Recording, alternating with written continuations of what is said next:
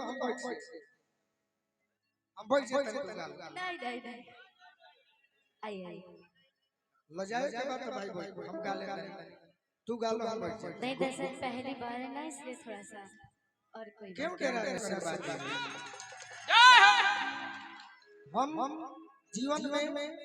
जलन का भावना नहीं दिल साफ है और आपको आशीर्वाद देते हैं कि कुछ दिन ऐसा समय आएगा कि आपका भी नाम और लड़कियां जो गा रही हैं उन्हीं के जैसा होगा। डर को खत्म करके गाइए जो गाना है अच्छा गाइए डेरा जा खूब अच्छा हुआ कि पिया धरेला तजिया डरेला पिया धरेला तजिया डरेला पिया धरेला तजिया पिया धरेला तजिया डरेला पिया धरेला प्यार करला एगो से दूरी एगो बाटे मजबूरी एगो से दूरी एगो बाटे मजबूरी साचे कही दोनों बाटे जरूरी साचे कही दोनों बाटे जरूरी कैसे कही के करा से धरेला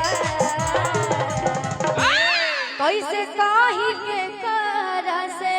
गोपाल चाचा के सुपुत्र कार्तिक राय मन भरला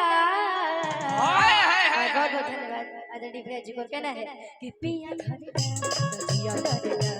पिया धरेला तजिया डरेला पिया धरेला तबर करेला पिया धरेला तजिया डरेला पिया धरेला प्यार करेला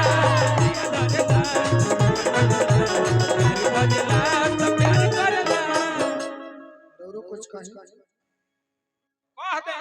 लेकिन मुझे भी याद आ गया हर गोड़ नहीं खाने का नो नो हाथ का पता कि कही एगो बात खिसिया ये पता ना लेकिन एगो और याद आ गया मुझे आपकी स्माइल देख याद आ गया क्या कि फिर से एक बार उजड़ जाते हैं फिर से एक बार उजड़ जाते हैं जब तेरे इश्क में पड़ जाते हैं भोजपुरी भोजपुरी में एक भाव याद आ गया कि नजर के बाण जनमारा सवरिया तू धरा जइबा नजर के बाण जनमारा सवरिया तू धरा जइबा